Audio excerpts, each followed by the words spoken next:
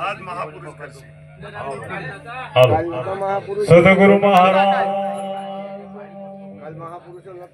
પધારેલા હરિગુરુ સંતનો જય. આજે આ પવિત્ર અને પુણ્યશાળી ભૂમિ પર જે પૂનાજીએ ભજન સત્સંગનો યોગ ઉપસ્થિત કરી અને કુંતાવાળાથી બધા શિરોમજી મહારાજ, વાઘભારતી મહારાજ, અજીમાણા ભક્ત મંડળ, કુંતાવાળા ભક્ત મંડળ, વામૈયા ભક્ત મંડળ દરેકને આમંત્રણ આપી અને સંત મિલન સંત દર્શનનો જે લાવો લીધો અને લેવરાયો એ બદલ એમને ધન્યવાદ છે. સંતોએ કહ્યું છે કે લેવાનો છો લાવો જગતમાં, લેવાનો છો લાવો, ખોટી કટેવને કાઢો જગતમાં, લેવાનો એ લાવો. જય હો જય હો. હવે ખોટી કટેવો ચેવી પડી છે આપણે. કોઈને મસાલા ખાવાની, કોઈને દારૂ પીવાની, કોઈને વળી ઘણી ટેવો પડી હોય એ ટેવોને ખોટી હોય એને કાઢી નાખવાની છે ને હારી રાખવાની. એટલા માટે સંતોએ કહ્યું છે કે વિષય વ્યસન ને વેમ એ તો પ્રભુ ભજવા દે કેમ. આ વ્યસન છે ને એ ભક્તિમાં આડઅસર એટલે ભજન કરવા દેતું નથી. એટલે ખૂબ ધ્યાન રાખવા જેવી છે. વ્યસન થી દૂર રહેવાનું. અમારા દલાભાઈ જેવા કે ભાઈ આપણા વ્યસન થી દૂર રહો. જેમ કે વ્યસન છે ને એ આ શરીરને બગાડી નાખે. એટલે અમારા એક ભાઈ બીજા હતા, એટલે એને ત્રીજા નંબરના ઘરમાં હોકો ભરીને ચોથા નંબરના ઘરમાં નાસી અને પાઇપલાઇન નાસી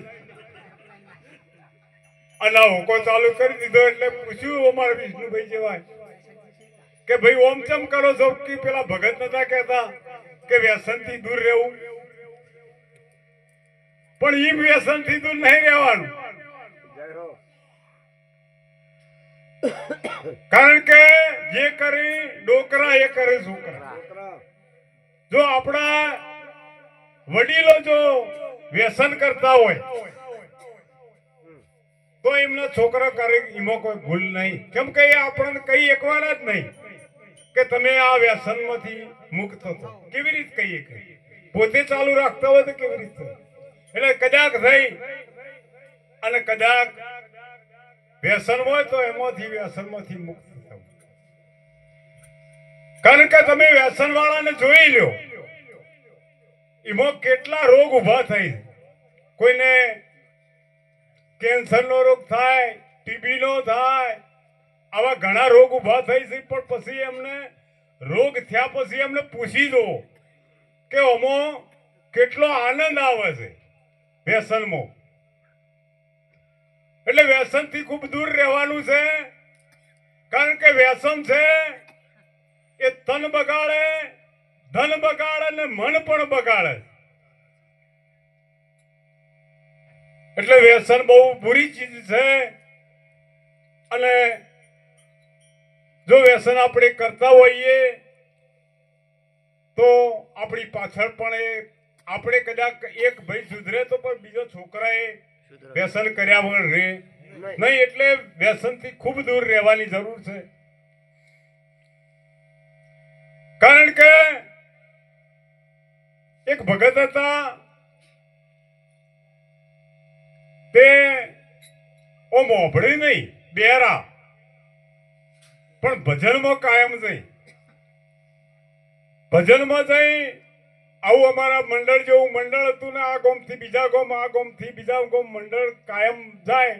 એટલે અમારા વિષ્ણુભાઈ જેવા હંગા છે કે તમે તો કોઈ ઓભળતા તો છો નહીં ને, ભજનમાં શા માટે છો? એટલે કે હું ઓભળતો ભલે નહીં, પણ મારા બાળકો તો મને જોવું છે કે આ ભજનમાં તો જવાય, ભજનમાં જવાય. એટલે કદાચ બાળકો જોવું કે ભજનમાં જવાય તો એનો આ હું એક ભજનનું એક ઓબાનું ઝાડ રોપી દઉં. ભજન આ ભજનનો એક ભજન રૂપે એક ઓબો વવાઈ જાય તો પાછળ પણ બાળકોનો એની કેરી ખાઈ. એટલે વ્યસનથી ખૂબ દૂર રહેવાનું છે. કારણ કે ભજન આપણી આગળ મહાપુરુષોએ સરસ વાણીઓની રજૂઆત કરી કે તારા માટે તે શું કર્યું, કાધું નહીં પૂરા ખંતથી અને ખાવાય દીધું નહીં કે તારા માટે તું શું કર્યું. ઉંદર હતો એક ઉધમી, દર ગાળ્યા અપરંપાર, પણ એ દર ભોરિંગ ભોગવે. ભોરિંગ ઉંદર ને ખાય, પછી મોખીએ મધ ભેગું કર્યું અને કાધું નહીં કે ખાવાય ના દીધું, અને પેલો પારધી આવી અને લઈ ગયો. એટલે આ બધું ભેગું કરેલું જો આપણે એને વિવેકથી વાપરીએ તો કોમનું છે ને, કે આ ભેગું કરેલું કોઈ કોમનું નથી. કોચીનો બળદ ચાલે ઉતાવળો, એને કાશીએ જવાના ઘણા કોડ, પણ ઓખેથી પાટા છૂટ્યા એટલે એની એ ગમણી. એટલે આપણે જો કોઈ નહીં કરીએ તો આ ગોચીના બળદ જેવો આ સંસાર જ છે કે ચોય આઘા થવાના નથી. એટલે સંતોએ કીધું કે કરવાનું હતું એ ના કર્યું, ના કરી આત્માની ઓળખાણ. એટલે નરસિંહ મહેતાએ પણ કહ્યું છે કે જ્યાં લગી આત્મ ચીન્હો નહીં ત્યાં સુધી સર્વે સાધના જૂઠી. જપ કરો, તપ કરો, હવન કરો, હોમ કરો, કદાચ બધી જાત્રાએ જો પણ એનું ફળ મળે પણ મુક્તિ ના મળે. એટલે મુક્તિ જો મેળવવી હોય તો આવા સંતોના સાનિધ્યમાં જઈ, કારણ કે મુક્તિનો માર્ગ એ તો મનુષ્ય દેહ કહીએ એવું સમજી ગુરુના ચરણે જઈએ તો ભવનું ભે ભાગે. કારણ કે મોટામાં મોટું દુઃખ હોય મનુષ્યને તો મરવાનું છે, અને એ મરવાનો ભય જો ભાગવો હોય તો આવા મહાપુરુષોના સાનિધ્યમાં જવાય તો ભાગે એવો છે. નકે પણ એ મહાપુરુષોએ શું કીધું, આપમેળે જવાય નહીં, એના સાથે કોઈક ભૂમિયો માણસ જો હોય તો આપણને એ રસ્તો બતાવે. એટલા માટે સંતોએ કહ્યું છે કે ભૂમિયા લેજો સંગાત, ભૂમિયા હસી તો ભૂમ બતાવશી. જાવું મારે દ્વારકા ને બેટ, વચમાં કાબા લૂટશી. આપણે ભજનમાં જઈએ અને આત્માની ઓળખાણ કરવી હોય તો પણ આપણને આ કોણ નડગત રૂપ કોણ છે? એમાં કામ, ક્રોધ, લોભ, મોહ આ બધા છે ને એ કાબા છે. એ આપણને આ લૂંટીલી છે, આ માર્ગે ચડવા દેતા નથી. એટલે આપણે માર્ગને એ ચડવું હોય તો અહીંયાને દૂર કરવા.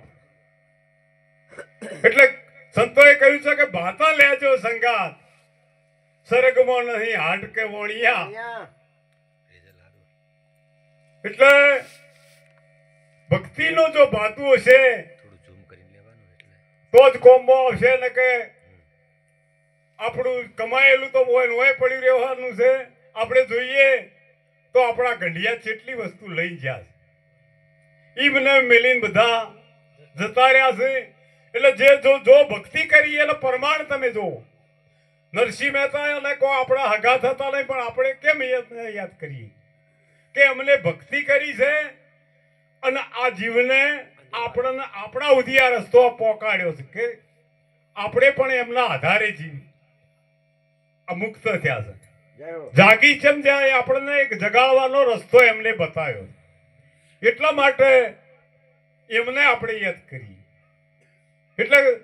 એટલા માટે સંતોએ કહ્યું છે કે ત્રાટા નહીં ઝીલે બાર, ભૂમિ ત્રાટા નહીં ઝીલે બાર, ભીતો હસી તો બાર ઝીલસી. એટલે પહેલાના જમાનામાં આપણે બધા ત્રાટો ભરતા.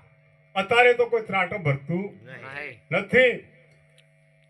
એટલે કદાચ કૂતરું આવી જાય તો ત્રાટો થઈને જતું રહે. એવી રીતે આપણી જો પ્રતિજ્ઞા મજબૂત નહીં હોય તો આ 82 તો બીજા અવગુણો પહેરી જાય. એટલે એની ખૂબ ધ્યાન રાખવાની. ભીતો હસી તો બહાર ચાલશે. એટલે મજબૂત પ્રતિજ્ઞામાં મજબૂત રહેવું પડશે. હંગર્યું નહીં આવે કોમ, ખો પીવો ને વિગતે વાપરો. વિવેકે વાપરવાનું છે, સતે નાહી દેવાનું સંતોએ કીધું નથી. એટલે વિવેક વગર વાપરવાનું નથી. કારણ કે વિવેક વગર જો વાપરીએ તો ગમે જેટલું ધન હોય ને એ ભીડ થઈ જાય.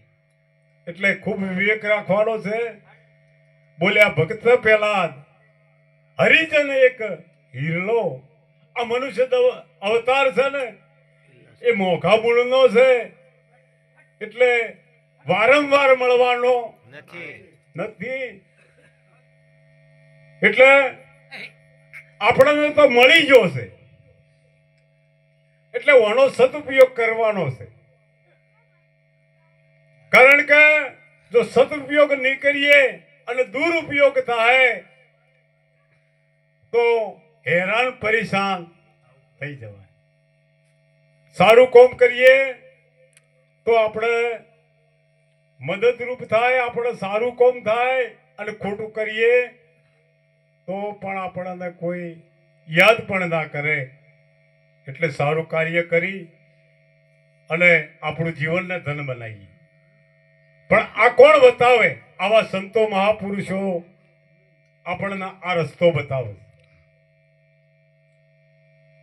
એટલા માટે કાળીદાસ મહારાજે કહ્યું છે કે ખોવાય ના એવું મેં તો ખોળ્યું, હવે મારે બીજી કોઈ આશા નથી. એટલે ભક્તિમાં જો આપણને આ વાત સમજાઈ જાય ભક્તિની તો પછી આપણે બીજી કોઈ આશા જ ના રહે. એટલે પરમાત્માને પોમ્યા પછી બીજી કોઈ આશા રહેતી નથી. એટલા માટે સંતોએ કહ્યું છે સખી રે જ્યોત જલાવો અખંડ પ્રેમની, થાય અંતરમાં પ્રકાશ. તમારામાં પરમાત્મામાં કેટલું અંતર છે એની ઓળખાણ થઈ જાય. સખી રે જ્યોત જલાવો અખંડ પ્રેમની, થાય અંતરમાં પ્રકાશ. એટલે આવા મહાપુરુષોના સાનિધ્યમાં જઈ અને પ્રકાશ પાડી દેવાનો છે. કે પ્રકાશ એટલે જ્ઞાનનો પ્રકાશ. અને જ્ઞાન કયું છે? આપણે પોતાને ઓળખતા નહીં કે બીજાને ઓળખતા નહીં. કેમ નહીં ઓળખતા? કે આપણે કહીએ છે કે આ માઇક પડ્યું છે, પણ દેખાય માઇક નથી. દેખાય વસ્તુ બીજી છે. પણ આ દ્રષ્ટિ જો જોતી હોય તો આવા મહાપુરુષો આપણને આ દ્રષ્ટિ વાણીમાં કહ્યું કે નવી દ્રષ્ટિ ને નવી સૃષ્ટિ, ગુરુ વચને અમૃત પુષ્ટિ. જયારે ત્રીજું લોચન ખોલાય તાણી સુરતા લહેરો લે. તાણી સુરતા આપણી ઠેકાણે પોકે ન કે સુરતા આડી અવળી ભમે એટલે સુરતાને જો શબ્દ સાથે વરી જાય તો એનું આવાગમન મટી જાય. આટલું બોલી મારી વાણીને વિરામ આપું. બોલો સદગુરુ મહારાજનો જય. જય